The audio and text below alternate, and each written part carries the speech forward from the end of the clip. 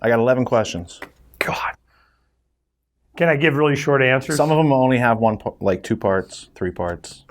You can do whatever you want. You can be funny. Yeah, I'm going to do short. I'm doing this to introduce you to my audience in a way such that they can really grasp the gravamen of your work. Yeah. What is Freedom's Phoenix? Freedom's Phoenix is a portal for people to use as a tool for activism. It was really for me. You know, we understood in mid-90s, by 96, we had it all in our heads. You know, we understood what we wanted to do. And when video hits the internet, it's all over. You know, I understand it's perspective. Now, of course, they're all about, you know, jet airplanes and bombs and explosions and flashing and all kinds of thumpy music. And by the time the newscast starts, you're already wide-eyed and scared. You know, what the heck's coming? So we wanted to have a tool to combat that with content. And I knew when video hit the internet, it was over for the bad guys. And so we had it in our heads, and I knew that we'd have to wait, because when we were waiting back in the early 90s, we're waiting an hour for a JPEG to download on, you know, internet. It was, why is this taking so long? I mean, what's the problem here? Well, bandwidth, and you learn about memory and all that. I'm going, oh, well, that'll be fixed, you know? So we had the idea for Freedom's Phoenix, but only if we could do graphics and embed video. Well, I said, well, we'll just wait. Well, in 2005, that hit, and I go, here we go. So we started developing it and created Freedom's Phoenix.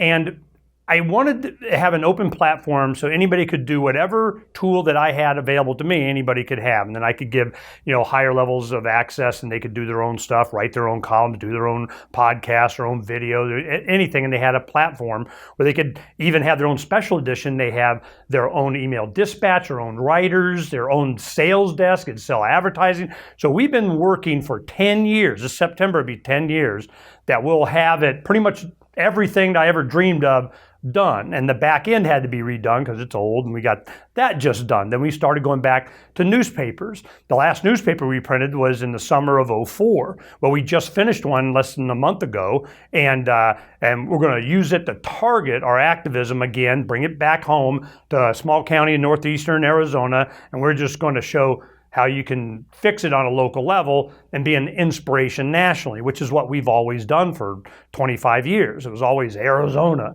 Well, the reason was there was a group of us that just kept, you know, pinging the man. You know, we're just getting government numbers. When you get a government numbers, when you got attention. Now think about it. You know, we're like, ooh, we have fax trees. You know, I mean, you know, we're using old tech, and we have an old ABDEC 360 printing press out here that we got back in '94.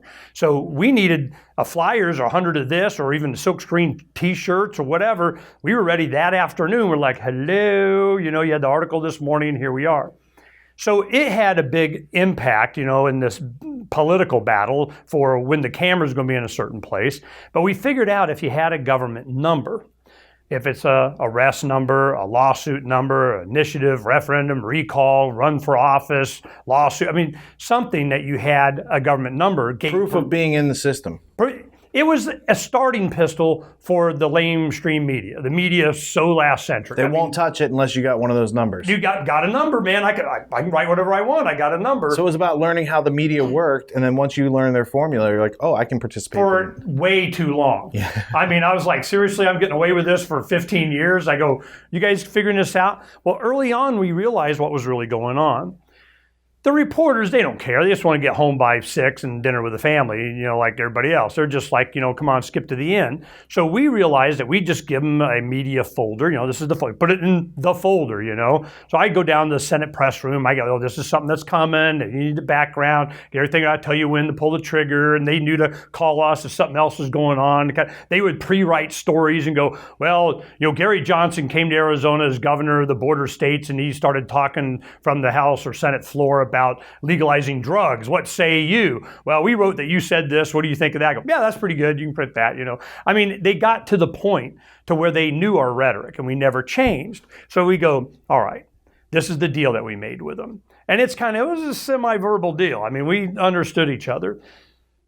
We can't put anything reasonable up there unless we at least have some adjectives in front of your name. So it was tie-dye wearing, dope smoking, gun-toting libertarian Ernie Hancock said, fill in the blank, or some of the other libertarians. As years went on, the adjectives got dropped off, and now it's just libertarian or just our names.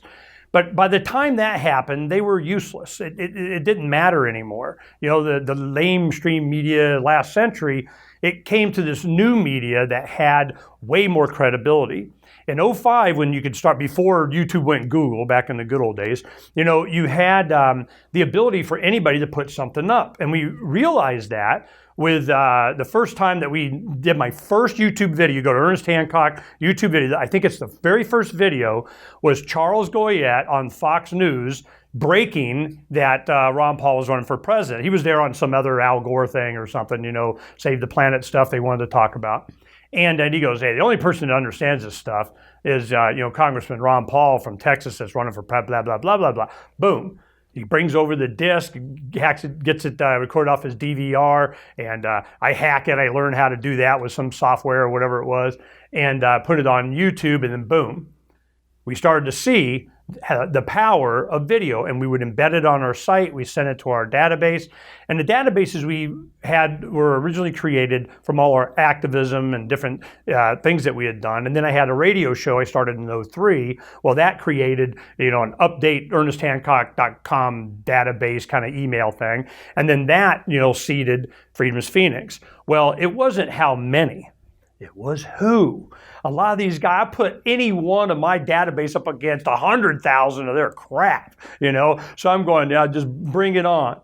So we had so much fun just highlighting all the stuff that was happening right then. A lot of people, had a lot more history, and they knew. And we got that when we first started being activists in the late 80s and early 90s. We had to learn about everything. A lot of the work that you're doing, is all the stuff that we were bombarded with, and we're like, there's got to be an algorithm, a picture, a forest for it. There's got to be, what the heck is going on? There's got to be a philosophy that supports, being able to make the right decision.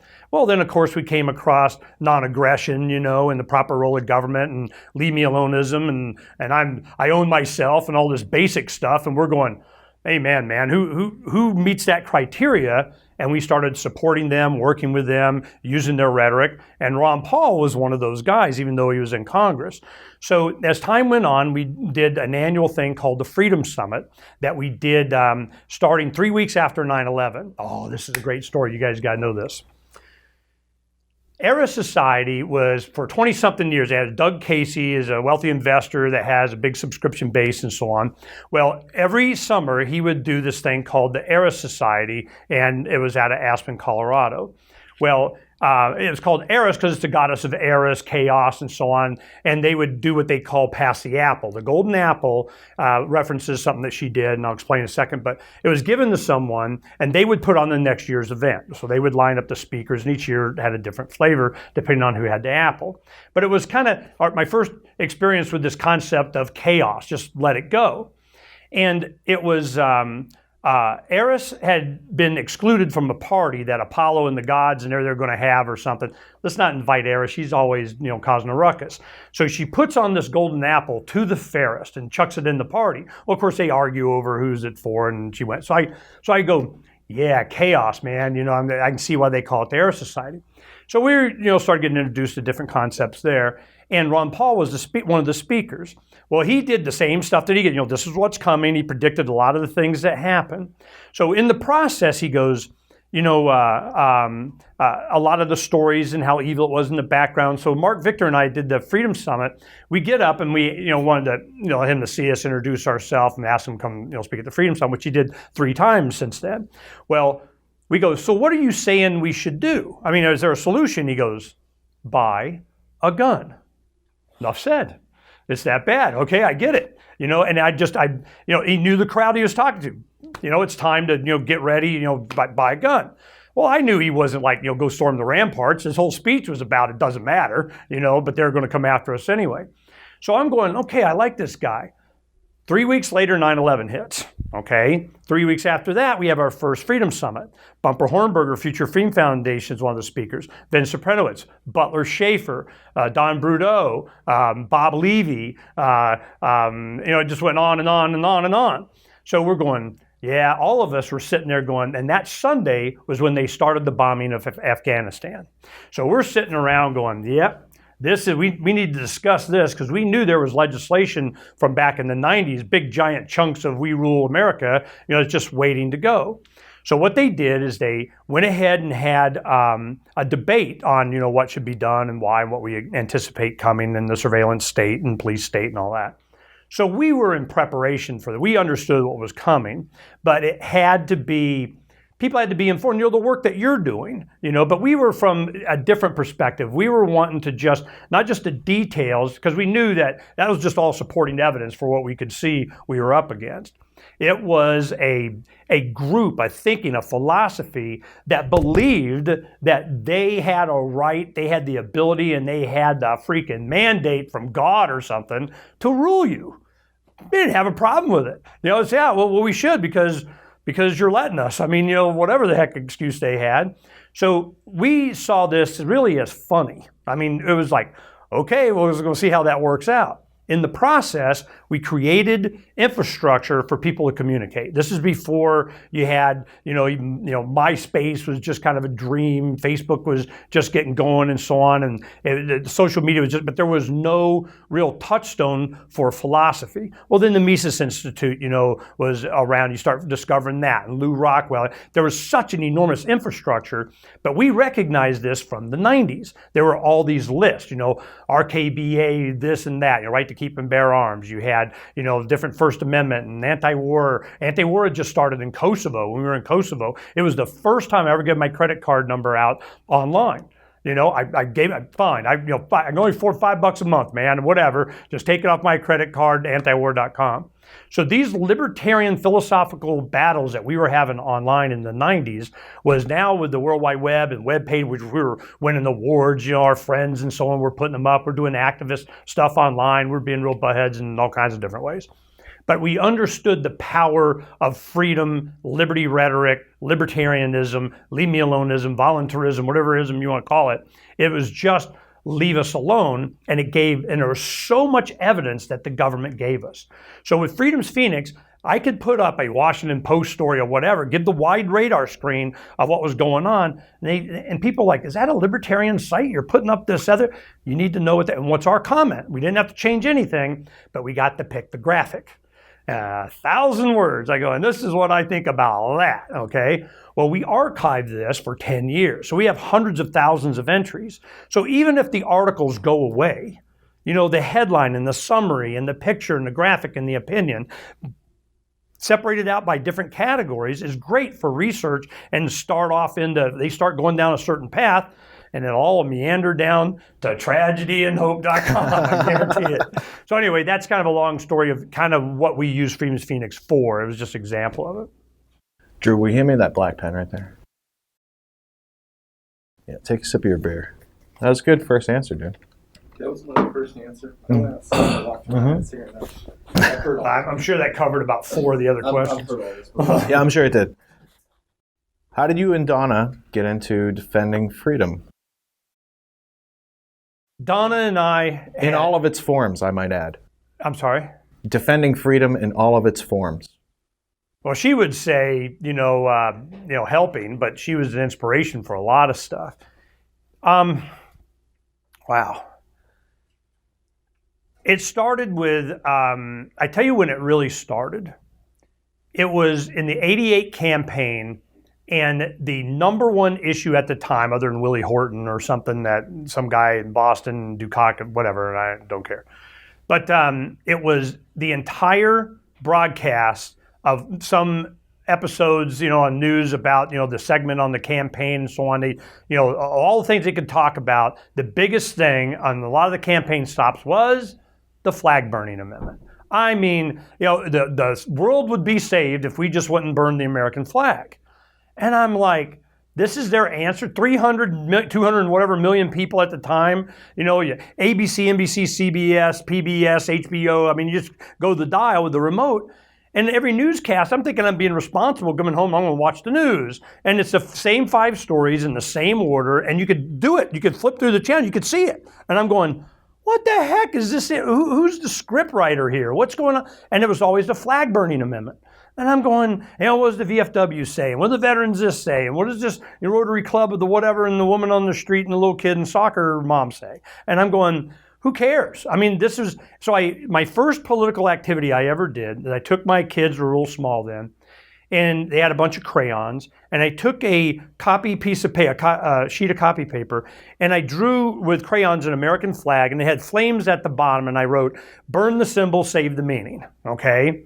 And I put that in my wallet because this issue came up all the time. Anything political, it was what people thought about flag burning. That was the end-all be-all question of everything that was political. So I'm at church or whatever, and I just pull it out and I go, and I put it back in, and I wouldn't say anything. I was just like, I so don't want to talk about this, And then if they wanted to, of course, that sparked controversy. But they kind of they were going to win this one. So then after that, it was all about congressmen bashing Toyotas on the Capitol lawn and the Japanese flooding us with chips, or, it's kind of unfair trade, and the United States trade representatives and all this kind of stuff. And during that time, my father was manufacturing a camping trailer called the Alcan Traveler. And it was very popular. It was in all the magazines, and they wanted to ship it to Europe and distribute it and all this kind of stuff.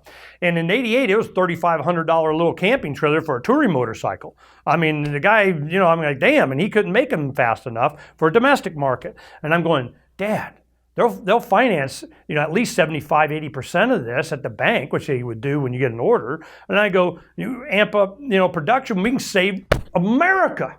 We can save it, we can export America. Because they were always, they give you a number, they're going to have legislation or some dial they turn or bureaucracy is going to change that number. Our import-export deficit, blah, blah, blah, blah, we got a number. Got to have a law, we're going to change that number, okay?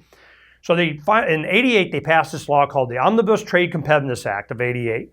Man, if you wanted to read fascism writ large, and I didn't need to understand, I get it. Whatever the hell they were doing before, it was to do this, So I go, I understand. Then NAFTA and everything came after that. So it was the Uruguay round of the GATT treaty, and this was kind of, negotiating tariffs and duties and all that kind of stuff. But the U.S. trade representatives like a revolving door to represent these other countries. And all this, they're doing 60-minute pieces on it. They're talking about it. I'm doing research. I'm talking to the guys. I'm meeting with, gubernatorial candidates. I go to Washington, D.C. I meet with a National Trade Data Bank guy. I got, that was out of this law.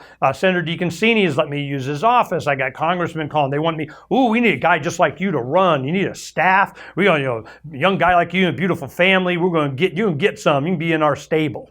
I started getting there. They're taking me up to the cliff and they're showing me all it could be mine. You could be a tool in their shed. Oh, yeah. Fortunately, at the time I really got to, give the New Testament credit here, is that just trying to be a good person, raising my family, reading, studying, there were signs in there, what to watch for and how I'm going, wow, thank you for that information. You are correct, sir. They got horns and pointy tails and blood dripping teeth people, man. Holy crap. Because you could see it. You talk to them the way they saw the people. They were just cattle to be butchered, sheep to be sheared. So I'm going, okay, I understand. I don't have anything to do with you guys. Well, this went on for years. There was always an opportunity for me to sell out. And some of them were pretty enticing, but it was always down the dark side, so really there was no temptation really of me doing that because they were just bad. So then we went to Washington. We started getting involved in politics local, and I'm going, how are they able to get away with this stuff? It was election law. They eliminated competition before it started. They took and said, you may choose from communist candidate A or fascist candidate B, and I'm going, wow, well, can't someone just run as an independent and just be outside? Oh, you got to get way more signatures. You got less time. You don't get, access to whatever, and the parties get this free, and you got to pay 10 cents a name. And so there's so much of this that I filed a lawsuit. I challenged 44 election laws, went all the way to the Ninth Circuit, and I had a couple other people that had done, duplicates of it too, in their standing.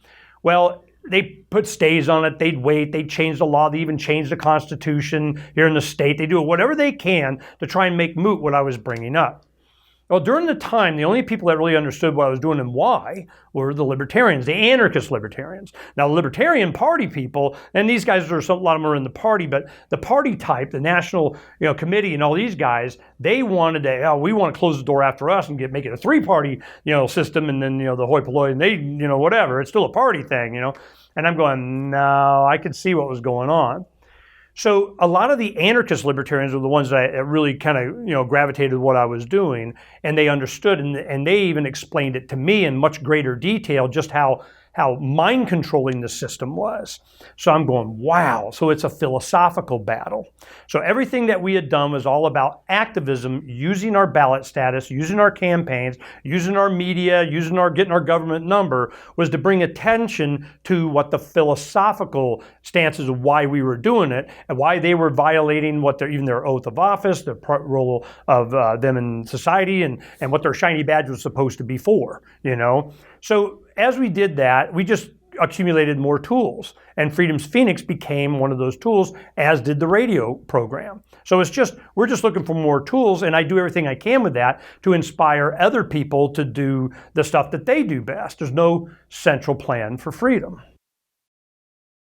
So from a philosophical perspective, it's freedom rising from the ashes like a phoenix.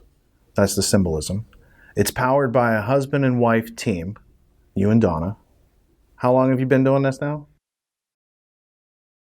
Probably the awakening started in 88, and we got serious in late 89. It was 90. I'm like, okay, because I went to Donna. It was I remember it was probably 89.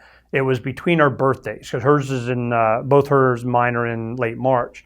So we're poor, so we go out in the desert and look at the stars on a blanket, flying kites, drinking Rio Niti and eating cheese. I mean, we're just, out enjoying the evening.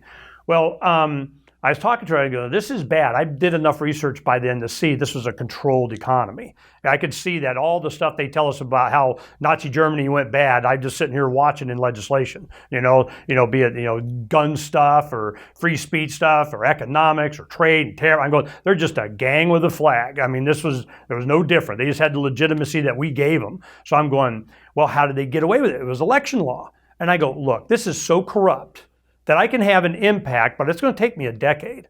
I need 10 years, baby. Oh, yeah, sure. We can go slay the dragon. I go, I don't think you understand. This is going to get bad. We have to get lean, have nothing for them to take. We got to go after it. But while our kids are young, because they don't know the difference, as long as mom and dad's there and they got something to eat and a roof and it's not too hot or cold, they're good. And they got 4 kids, so they're fine. I go, we have to do this now before they get older. And I need 10 years. And she goes, yep. And I explained it to her. And I remember saying this. I go, I need you to understand, you need to learn 16 recipes for beans, because that's what it's going to get down. Okay, here we go.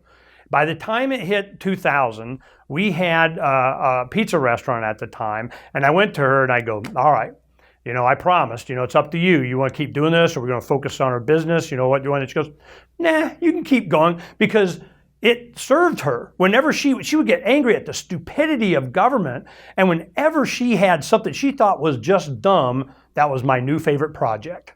We're going to fix it for you. Because if I didn't have Donna's support, none of this would have happened. And anybody that knows anything and spends any time, they know how much Donna works. And she does it. I have to drag her into the limelight a little bit just for people to believe that she exists. I'm going, no, you need to go on this trip with me. You got to visit with some people. And then she started to find out that she's their favorite one of the couple. So, so she's starting to get more confidence, and she made a lot of friends. So I'm really glad that my children too, when they were small, they knew if it came down to envelope stuffing or just, grunt work or label putting on it or whatever, they went to the Hancock family. And what did it cost? Enough for movies and pizzas. So the kids would sit on the floor and we'd start organizing.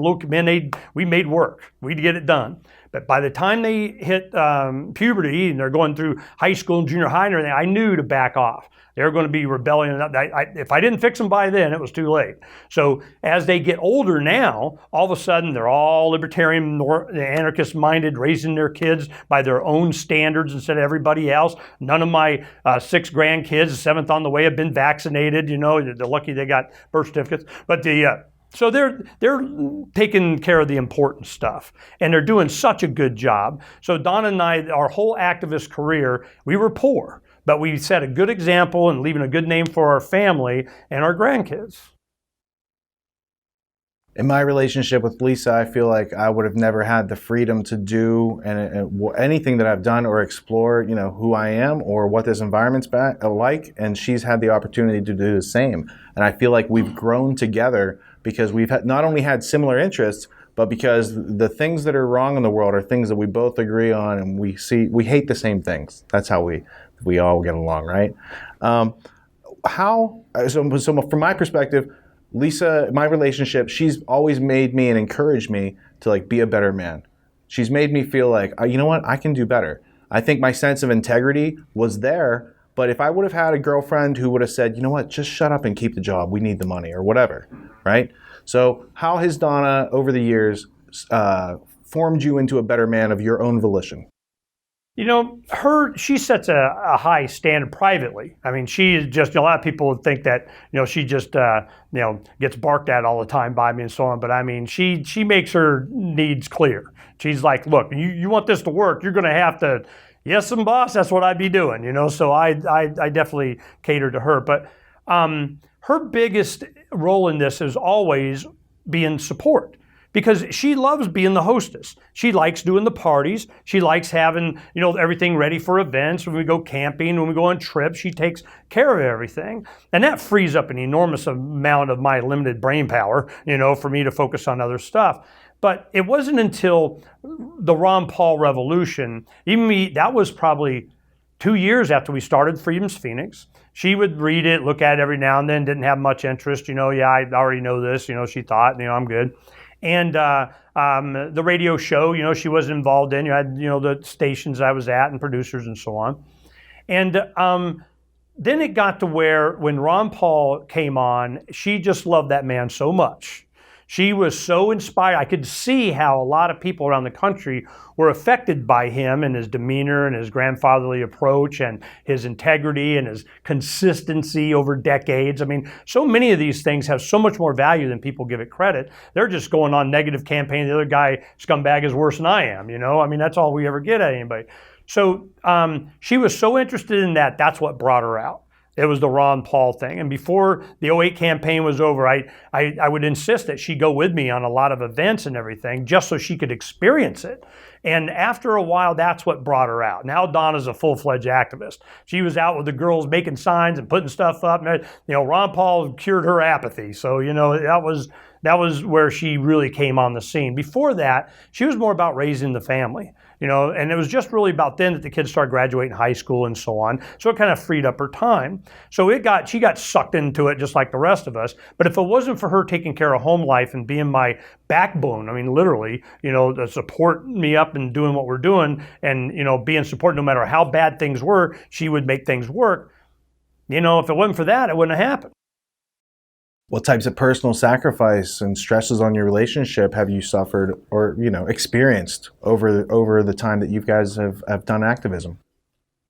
I think a lot of people underestimate that, the energy that goes into that. It was probably a lot worse for her than it was me, because I always thought 20 years in the future. I'm thinking, everything that I did is going to affect how much time I got to fix stuff or invest in my kids later. I mean, we got to do it now. I mean, I had a lot of little stories and demonstrations I did to my kids to kind of have them understand why I was, on their case all the time, and gave them a lot of freedom, but they had responsibilities, man. They had to work for it.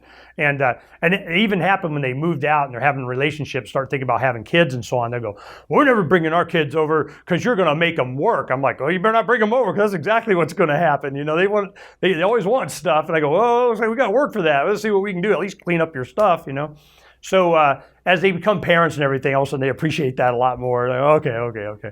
So our family is really tight. All the adversity we went through and the poverty that we lived in, and 4 kids and 2 dogs and a 2-bedroom triplex with only evaporative cooling in the desert. I mean, for 9.5 years. I mean, there was nothing they could take, and we had a lot more resources that way.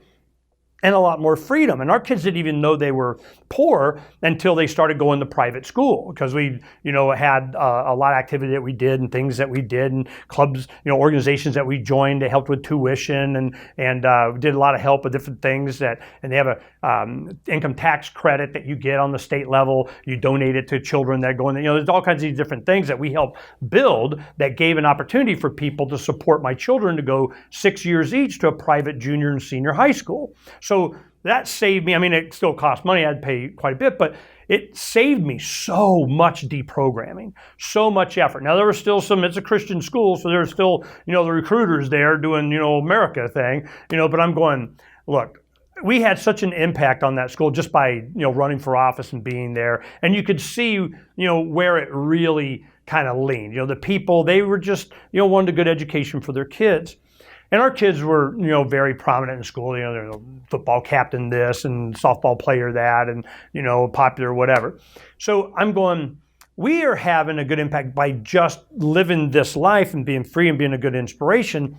And that's what we do with like Freedom's Phoenix and the radio show. We try to highlight the inspiration because we know how much it had an impact on us, people did on us, and what we've seen over the years come back from people that we've inspired. And our kids now are, and their friends. When I go to ASU or something during the Levolution, a lot of these guys had graduated school with them. They're holding our signs and coming up and kind of I'm going, see, because they'd always go, I got to tell this one story. They were so sick. They had the abort button.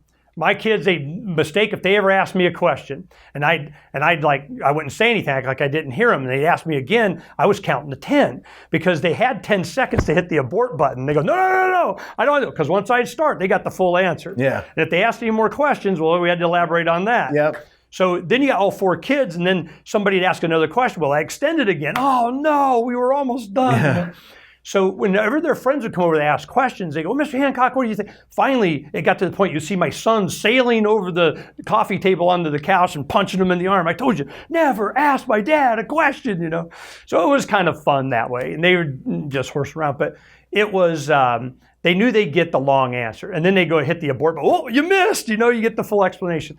And it was funny for me that I never would instigate anything. I always wait for them to ask. Because during high school, you're just not going to, unless they want to know, it ain't going to happen, So whenever them and their friends would ask, I would give them, good, newsworthy, because we're doing the stuff. Well, here's a story about this, and here's a story about that, and go look at this, and they'd go back in the room, and they would be in the computer room for a while. About 15, 20 minutes later, one of them would come back, start asking more questions. When the Levolution hit, I just saw that writ large. I already knew it was going to happen. When the Levolution, when Dr. Paul said that he was thinking about creating a blue ribbon panel to discuss probably having another committee that he might run, and I'm going, is this true? I called Kent Snyder and I said, and this is middle of January in 2007, and I go, is this true? Are you guys really going to do that? Well, if we get enough support, I go, really, it's true? Okay, talk to the hand. I don't have anything to do with it anymore. I know it's going to be a Republican thing, but I knew what was going to happen. We were going to use the Levolution logo that we had just a couple months before one of my campaigns that I had done, the Love, Reverse, and Revolution. And I go, we're just going to Ron Paul, Levolution, the Revolution logo. And I said, watch what happens. We opened up, I went down to an old vacant, center of town. They were building light rail there and they had some open space. And I knew the landlord and he gave it, I said, I just need it 4 weeks. And he goes, 8. And I go, okay. So we paid $500 a month. So it was $1,000, $1,500 in supplies, turned on the electricity, and we just started making signs, as many as we could get for that 2-month period. Then we closed it down and just let it explode. And we went around the country. Nobody knew that I was a guy that did. I said, you just watch what happens. I was telling everybody, Charles, go ahead. I went in first thing, I go, Charles, watch what happens. And that's when he went that night on Fox News and made the announcement, nationally that Ron Paul was running. That's the first they heard of it. So we went and made those signs and gave them to all our libertarian friends around the country. And we said, do some video. So they did I get these little mini discs of them in front of Rockefeller Center, or, Jim Lazinski was a libertarian I knew in Manhattan, and he and his family went all over New York with a bunch of pictures. Then New Hampshire had some, and, South Carolina and Georgia and California and around here. And we made our first YouTubes with this stuff, and all of a sudden it just exploded. It hit the South Carolina debate on the corner of Granny Warriors asked me to send them some stuff, and then it just exploded. RonPaulRevolution.com didn't have one single word of philosophy. Didn't link to nothing, all it was, this is how you make signs. Here's the font, here's the mechanism, different things that we use. We kept adding different stuff. People had great ideas, and we go, this is how you make, well, what should we say? Peace, man, whatever you want to say, it's up to you. That's the point. So it was all these people. I go to these around the country, and there are people supporting me, give me their, credit card miles or their whatever, or something that, we had, some supporters that made sure that I got to go whatever I was invited to. And you'd have a group of 100 people, and they'd sit there, and they're kind of the average 55, and, and their gray hair and little golf clap thing and so on. And they go, the creator of the Levolution, Ernest Hancock, blah, blah, yay. And I get up and I go, who are the sign makers? And it'd always be 5 to 15 kids in the corner that thought, hey, I thought you were going to make signs. I saw on YouTube you're making signs. You're not making signs? What the heck? Why am I here, I go, don't worry about it. We'll get you guys taken care of. You got carport? Somebody got something? You have a slab? A freaking park? I don't care. You guys got? Good. I'll get you taken care of. So I give my spiel, and the first thing I do is go over to them, and I go, where can we make signs? Well, I brought stencils, different things. I go, and we get the stuff, and we rock and roll. Because wherever I go is always, Ron was going to be there, that weekend for something. Well, we'd have hundreds of signs everywhere. So everywhere he went, my goal, this was the goal. Everybody wanted to know why I did, because I don't vote. I'm like, I know better, okay? I run for Congress, U.S. Senate against McCain, Secretary of State, and the whole time I'm going, you're still voting? I'm telling you this. So we'd talk about the issues, but I just let them know that I wouldn't give them credence to the system. So it never said vote Ron Paul. None of that said vote Ron Paul. It was how long could I and anyone else that would help, could we keep him up at that podium? That's all I was looking to do. I knew they were going to try and get him down, and if the Levolution was not there to show support for what he was saying, he wouldn't have stayed up there. And it was how much could we do to facilitate, the manifestation of the support from people like my wife, Donna, that was so enamored with this campaign. So I'm going, look, man, we just got to just keep him up on the podium. Yeah, but blah, blah, blah, and precinct this and that, and kind of didn't care. That was not my thing. So we fortunately had the infrastructure in place from Freedom's Phoenix and others that popped up. I just talked to Michael Nystrom yesterday, on what he's doing with the new Popular Liberty and so on. And he was very adamantly in support of Dr. Paul's campaign. But then it went from Daily Paul to Daily Paul, P-A-U-L, peace, gold, love. And now it went to Popular Liberty because the Rand Paul campaign's coming in. It's not the same thing. It's a political thing versus a philosophical thing. So he wanted to archive that part, those years of that activism, and set it over here. Now, all right, fine, Popular Liberty. It would be Popular Liberty, knock yourself out. So he's in a different place right now. He's, fine, let him, everybody do, but I was never about politics. Well, all these guys, they see this kind of popularity and they're like, oh my goodness, how do we put that in a suitcase? How do we get a handle on that? What's the web page? What's the database? What's the list that you guys use to raise all this money? That's all they ever wanted to know. Trevor Lyman wrote an article on Popular Liberty, basically goes, yeah, I'm glad, Rand's running fine. I might even vote, maybe, but he's not, the man his father was. He's a politician. I don't support politicians.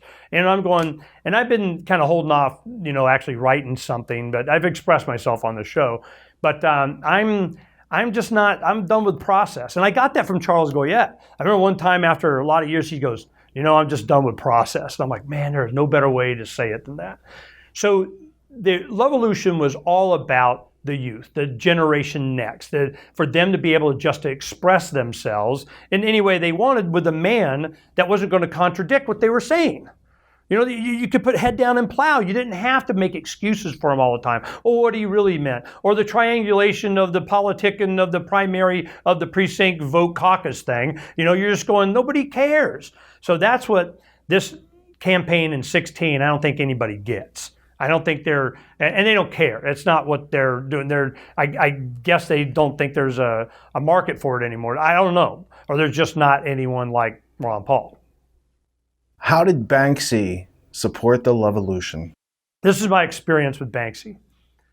Who the heck was Banksy? I didn't know who these guys are. I'm not, I'm got gray, man. I don't know. And it was during the July 12th, 08 Revolution March. we had the West Capitol lawn, and Gary Franchi and I emceed, this event. That's where we met, Jordan Page and what was his name, Mike Silva or something, was a piano, composer, and a lot of people there, and we were introduced. We knew a lot of these guys, and they spoke, and it went all day, and it was high. That's where Adam Kokesh had his big speech. He got his start and all that stuff. And so when we were there at the Revolution March in '08. They had simultaneous marches. I think one was in France and Germany, and they were promoting it on the internet. And I go, yeah, right now they're having sympathetic marches and gatherings in France and Germany. And the logo that they used was Banksy's the bandit guy throwing a bouquet of flowers. Well, we've used that a lot, like throwing it at the Federal Reserve, like we don't care, we're going to do something else, or throwing it at the military, throwing it at the government. We're Levolution, So the Revolution, that Levolution logo was at the top of that in some artwork. And I go, well, this is cool.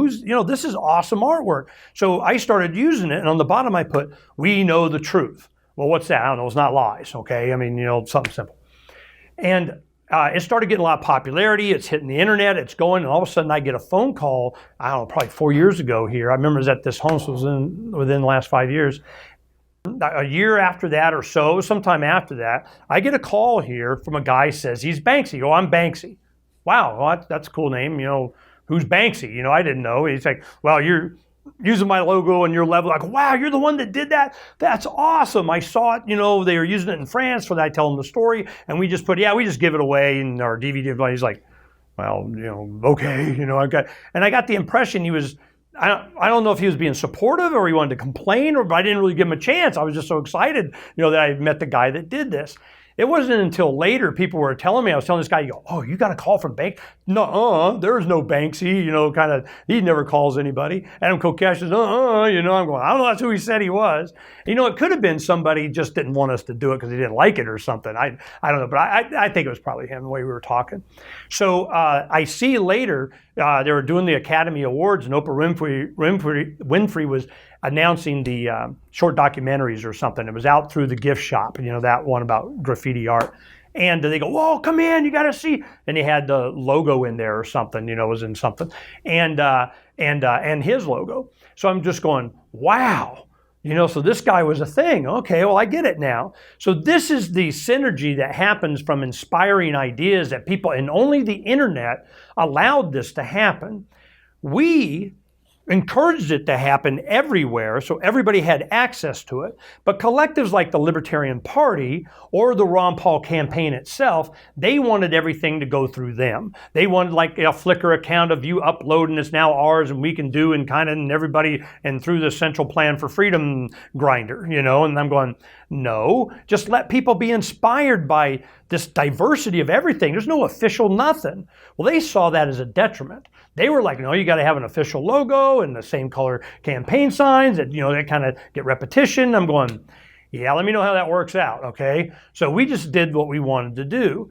Banksy was a social commentary on a much larger scale. You find out later what he was doing. And that was the impact that he had, that we were trying to have, is this social thing. It's a cultural thing. Once everybody has the opinion that government's bad, well, then they either go away or they get better at least or something. But to me, they're like, it's like when you're on, a long desert highway and you're out there by yourself and you got the sun setting in the rearview mirror and you look and you see silhouetted this little car and it just kind of fades over the horizon as you're passing them and then they disappear and you never remember they were there. That's government.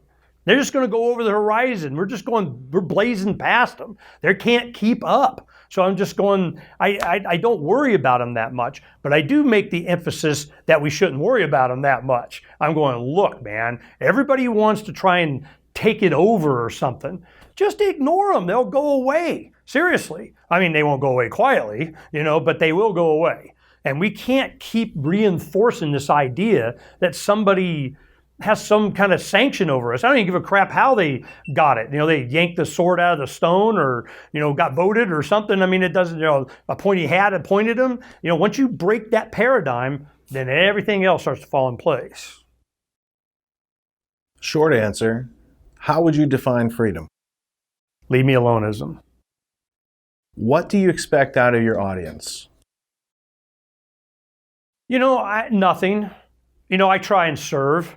It used to get to where they go, we'd have a lot of meetings, it'd be eat, meet, and retreat. It's kind of, nobody does anything. Everybody should do something. And once you start doing something, then all those people that said somebody should do something comes over to the guy that's doing something and says, here's another thing you should do. I go, look, I got a stack of you shoulds like this. You want to be head. So when I was county chairman of the Libertarian Party, I made a big deal out of that. I'm going, look, man, you need a business card? We have the power, we have in our bylaws that the chairman can appoint chairmen to any committee he wants. So I go, poof, what do you want your committee to be called? You are the head director, poobah, imperial wizard of whatever, what was it you said? We'll get your card and everything, The only one that stuck was minister of propaganda. Everybody wants to be minister, let me be minister of propaganda, that talks with the media and so on. So it was, it's just an attitude, of the audience. I just want them to take on some responsibility for themselves.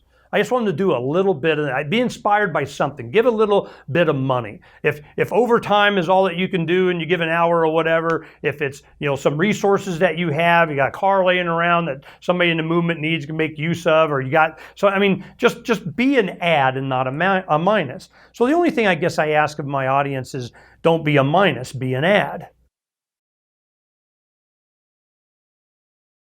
Why should people question obedience? If you're just obedient, you're really a lower form of animal. You're responding to stimulus, or you abdicate your self-rule. You're having somebody making decisions for you. You become, the flock.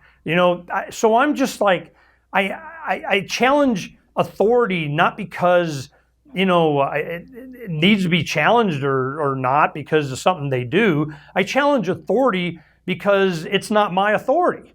Can I be in charge of me? I just want to know. No. Okay, well, then you got to say it.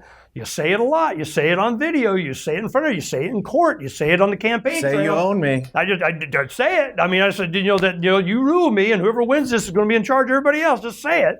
I just want to make sure you say it. So I'm like, say it. I just want them to say it. So they go, well, you're not going to get the black robe to rule in your favor. You've been to court a dozen times and you haven't won anything. Well, yeah, I have. But so made them say it. I just want them to say it.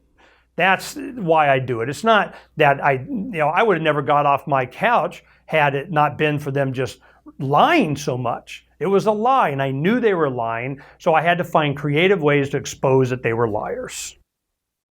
Why do you support projects like Tragedy and Hope? Tragedy and Hope is this is how I always put it. I go, one big, giant, less thing I got to do.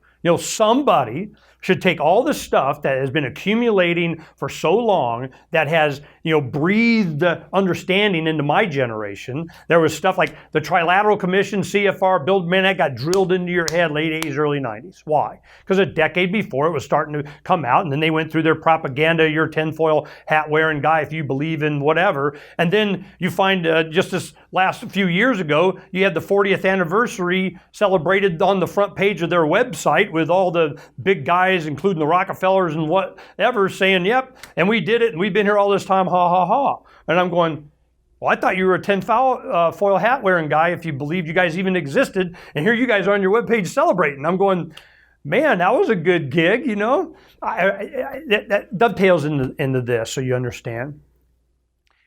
It wasn't them. There's always going to be them. They always say, they, who are they? And I'm going, there are those that just want to be left alone, and there are those that just won't leave them alone. Well, which one are they? To me, it's which category are you in? You're either leaving me alone or you're not. But I got a good reason. Well, it's not as good as my reason, so I don't care. So once you do that, all of a sudden your life becomes a lot easier, and you can focus forward on stuff. But there is a need for focusing back and seeing, to give you context, to understand what the heck just happened. Well, for me, it was a philosophy. I understood what happened. If it wasn't the guys doing it now, there's the other guys right behind them ready to do it. You got to fix the culture, it'll just keep happening. So that's kind of where my focus is. But to help with that, you have people like yourself and others that have accumulated this data and the connections so that you understand, wow, they're just guys that are evil, man. They're just bad intent.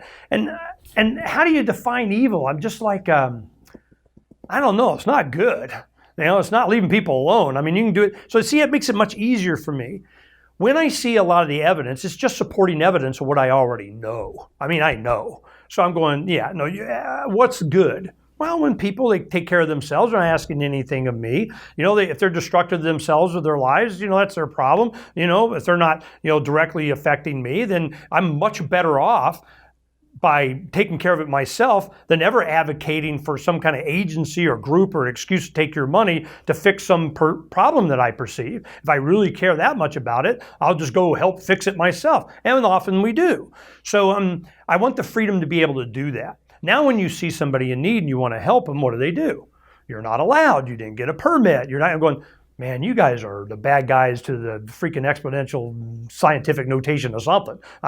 So my thing has been to be an inspiration, provide an infrastructure for people that, got to get over that first rung, that first hurdle. Like when we did our newspaper, this one, we had done an online magazine, we had the site and a radio program, funding center, marketplace, and all this stuff. But the newspaper, we went back to that. And the reason was I could see what was happening. The only thing that was left for them, that was really kind of resisting was rural America's values. And the only thing that was left there, the small newspaper that was supported by classified mandated advertising from government announcements or something, and they're in with, the crowd of say what we want and you'll get supported at this car dealership, or usually some real estate guy that knows the new agenda, whatever, of I get to use the land, and these guys run the local news, if not the newspaper. Then you don't really have that much in radio and so on. Well, satellites coming in, there's online, broadband's going, everywhere. You have access to like Freedom's Phoenix. So what we wanted to do is go back and make an interactive internet new print newspaper where you use quick response codes, those QR codes, as hyperlinks, and all the ads would be hyperlinked. It's like you could sit at Denny's and you have your little tablet and you're having a physical newspaper that's interactive with the internet. But also, not only could you go and get the article and forward it right then, and I want somebody to read this, and you could just do it right then. You could also download the entire newspaper in PDF and read it on your smart device, whatever, like a magazine, like we do our magazine. Well, I'm going, but we need to go one step further. The hurdle for people not doing this in printing is that they don't know how to do layout. It's too much work. It's a big hurdle to get over. Do they have the software? So what we did is we made it to where you can download the zip file of the InDesign whole template of the paper. Take out this, put in that one, change local advertising, put in your local story or whatever, change the cover, I don't care, use the stories, make your own. We did that so that it can replicate as a tool to go to rural America, and we start the next wave of this Levolution, which is the local activism. So we're going to demonstrate this here in Arizona and Navajo. We already know what's going to happen. We did this from 94 to 2004. We know what kind of impact. It was the seed of what started the Levolution. But when you have a big national, international successful project, everybody thinks, you got to build on that and build on that. Whenever you build an organization or a group around a cause or a movement, sooner or later the group becomes more important than the reason you created it.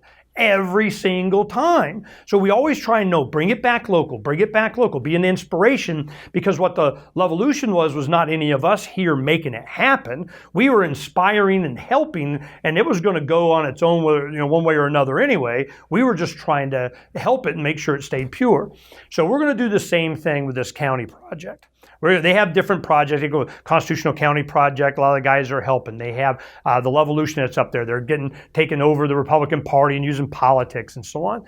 But I'm just going, what I'm really wanting to do is once again inspire people to express themselves and then go head to head with the scumbags in their local community that think they got a monopoly on the propaganda, at least, or the truth according to them.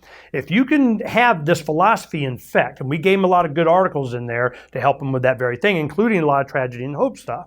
So I'm going, once they go down this rabbit hole, it's all over. So all we got to do is kind of, just guide them a little bit, give them a tool for them to use, and the people, there's always that one in some county, some city, some state, and he's 13 years old, or she's 25, or it's grandma, and they just get motivated. Carbon County in Pennsylvania. James Babb helped me work with these guys. Dr. Frank Timbury's local activist here. His father's there, came up with a bunch of corruption. We helped him get, understanding. Some people get going on the newspaper. Now they're into like their 8th edition, costing the man tens of millions of dollars and having all kinds of fun.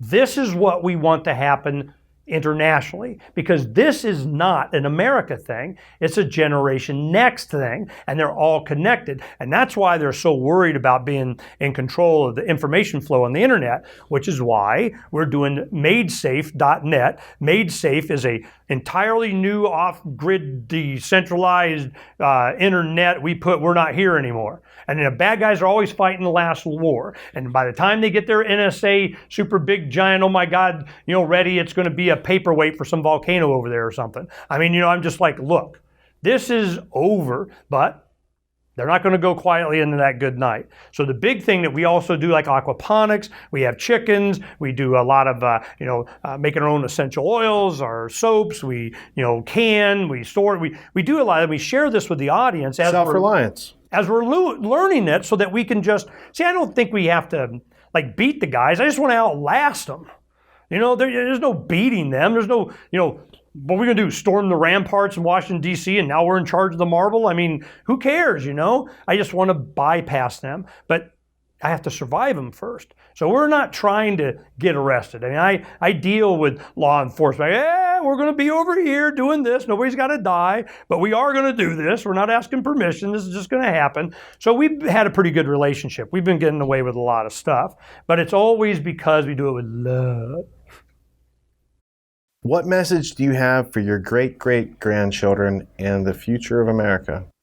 I do the archive of the radio show really is for the future, is for the grandkids. They go, well, how big's your audience? I don't know, enough for me to do it. I mean, I don't worry about it, because they need some context. Along with Freedom's Phoenix and my commentary that really does, I don't use Freedom's Phoenix that much because I can't even get past the first 3 stories, before the 3 hours are up. I mean, there's so much stuff there you can talk about. So we have a lot of interviews and stuff to provide context. So between the radio show and Freedom's Phoenix and our magazines and newspapers and stuff that we do, I think they're going to get a pretty good bead on, Grandma and Grandpa, one, weren't sitting on their hands, okay? They weren't doing evil. They weren't, selling out and leading people, the lemmings over the cliff kind of thing, that they were doing the right, and that we left them a good name.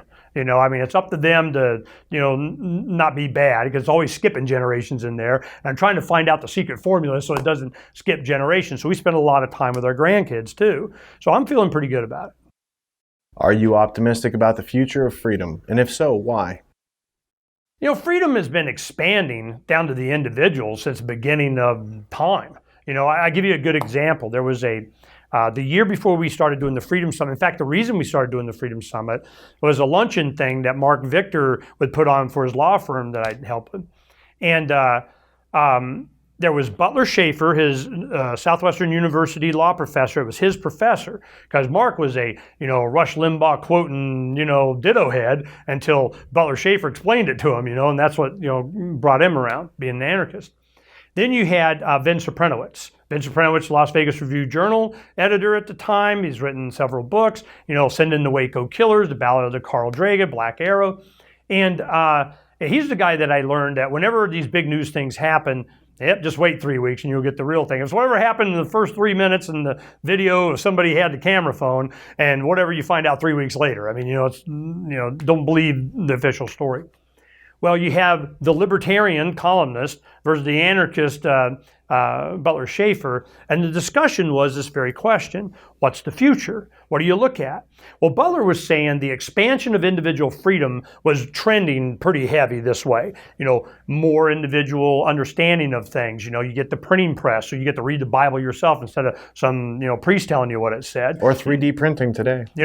All the way up to 3D printing, transfer of information, internet, whatever. The individual gets to manufacture their own stuff. The individual gets to express themselves using broadband internet to the planet in any language, and it be translated. I mean, this is heady stuff. So I'm going, so the individual is really advancing this way. But Vince Suprenowicz would make the argument. He goes, yeah, but the guys in the Warsaw Ghetto in 1940 whatever, they weren't thinking that. They were thinking that, it was not as easy as, you're making out. They weren't seeing freedom trending the right way. They just saw Nazi Germany all around them.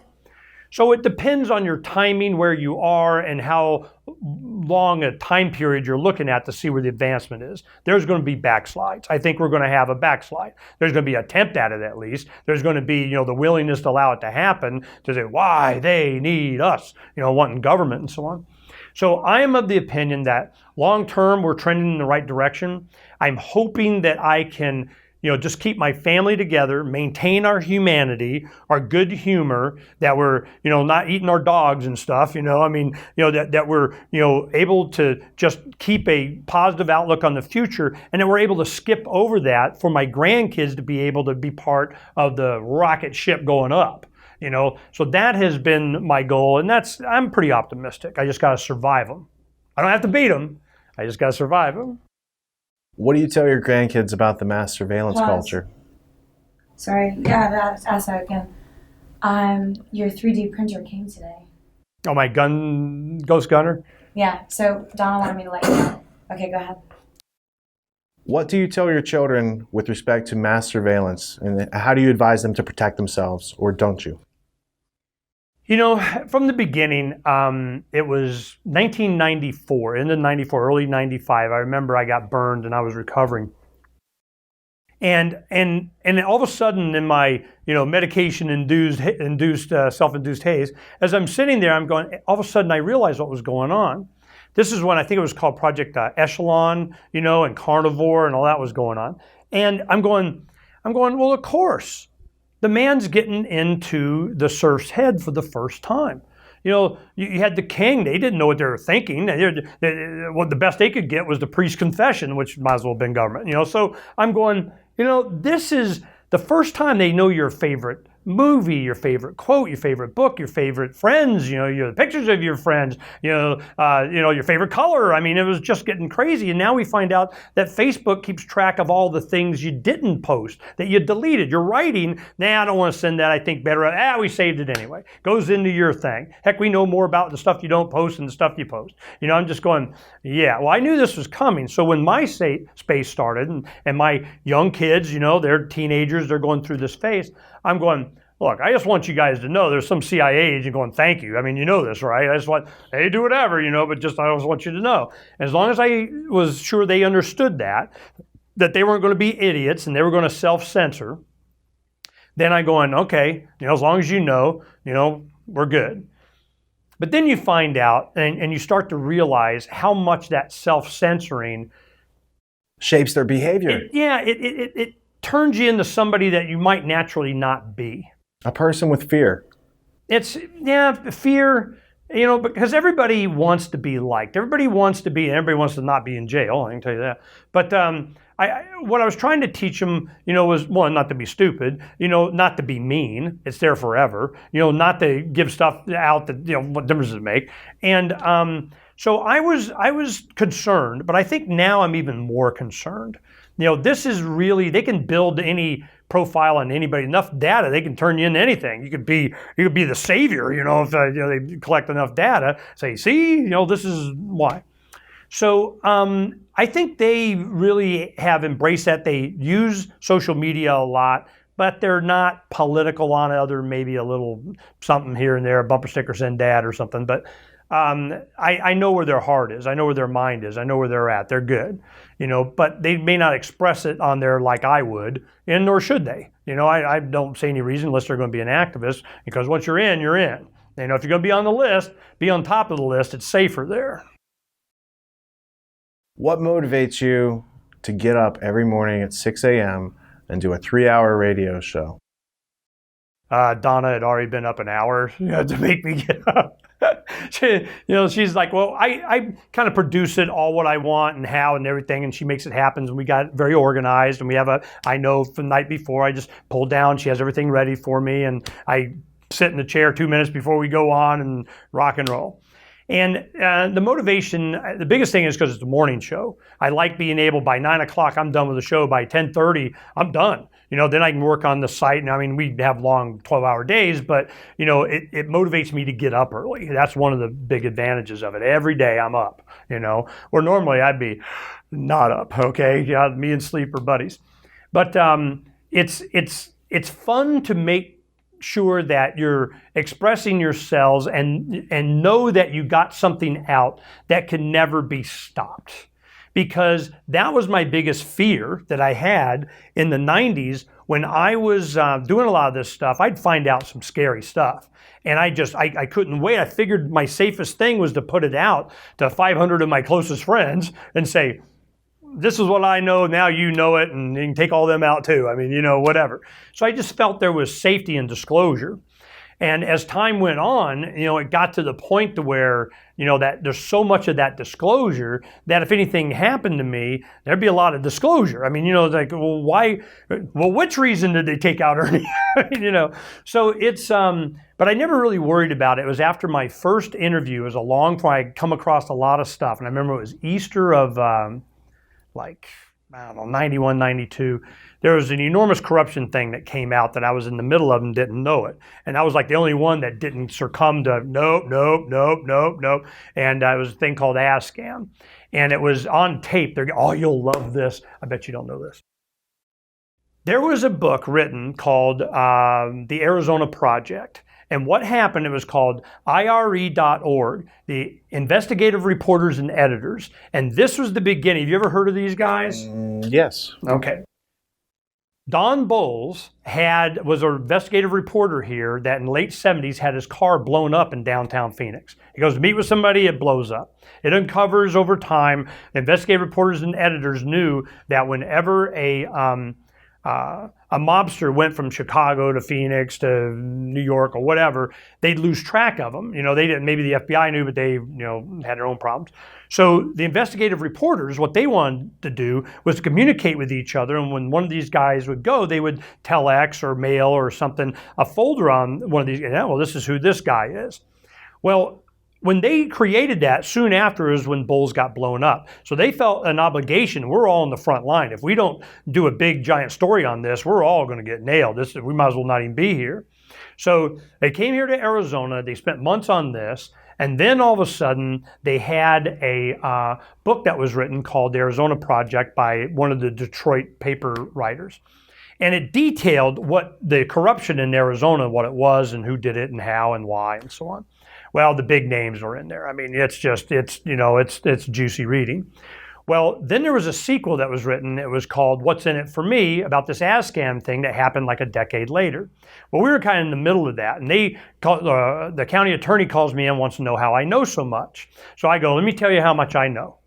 I'm a young guy. I'm in my early 30s, but I knew this. I know enough to know that you're not going to do anything about it. That's how much I know. It's been nice talking to you. Peace out. We're done. Okay. We're good, and save each other's time. So I understood from an early time just how jacked up this thing was.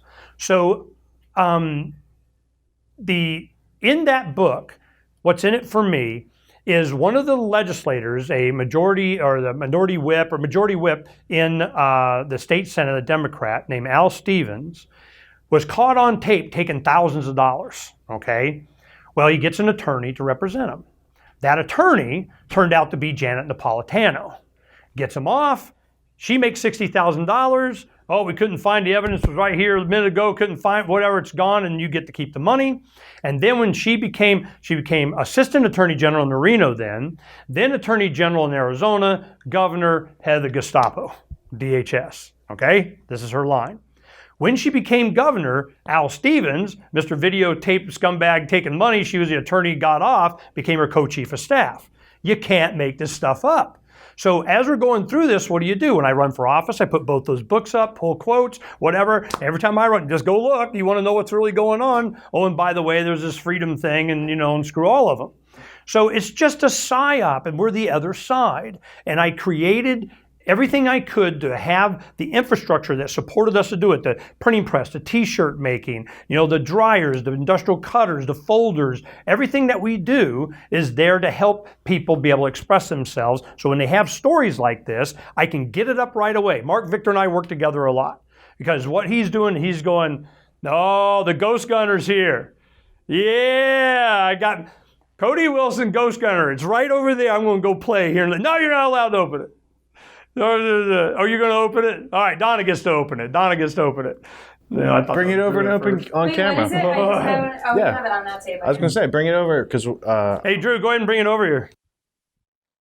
I was at the point where I was going to thank you for the hospitality this week and say that Lisa and I have had this wonderful time and it's been amazingly peaceful No, and bring the But productive. instead, you just want to get to your Sapporo. But instead, no, I want the next Sapporo because that one's empty. And you want your next Sapporo. Yeah, will you crack me? I'll crack you. It's in the fridge. I'll give you a crack. It's in the fridge.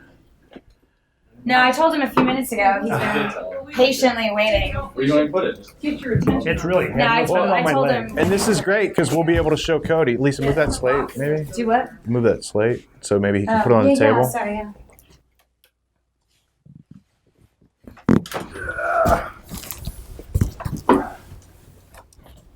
Wow. Make sure it's up there. Yeah, no, that's heavy. Yeah, let me see. if Now I pull can- back on the camera angle so you can. Yeah, I'm working on it, Chief. All right, I'll film too. There you go. All right, Cody, this is for you. Cody's saying it's for Ernie, really. Hey, I paid for it. What do you need, a knife or something? Oh, do you want to I think we take should it out? unveil it. Yeah, and break it out. Yeah, Defense Distributed. You can shut that light off right next to you if you want. No, keep that light on. Okay, So I just thought it was hot. I don't care if he's hot. It's Arizona. It's Ernie Hancock. He can stand the heat. God, it's no better. This Yes, thing's sir. so damn heavy. take the box. Get the stuff out of it. Wow. It looks so unassuming. Whoa. Wow. Told you, man, this thing is heavy.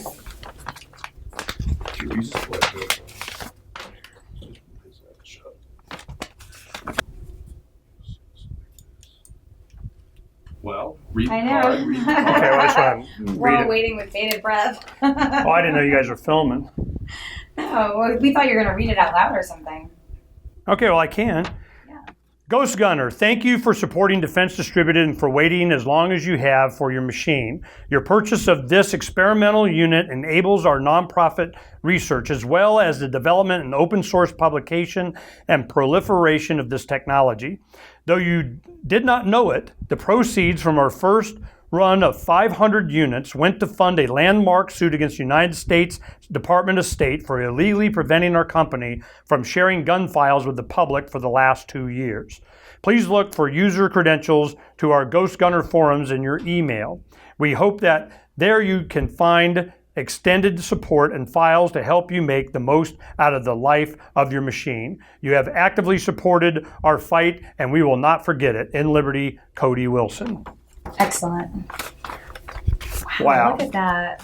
So it's very heavy and it's very, very, very, damn, it's cool. And this thing, because I saw this in Austin, I went there and it was amazing to me, the quality. All of these are machine parts that they customized, to do this. So I'm just, the quality of this thing is just amazing. It's so heavy in such a small area. So I think it's cool. Oh, it's a little magnets ago. Well, thank you for supporting Cody. Yeah, Cody gave us Cody for building it. Cody, you the man. And he announced it on the show when he first started this project.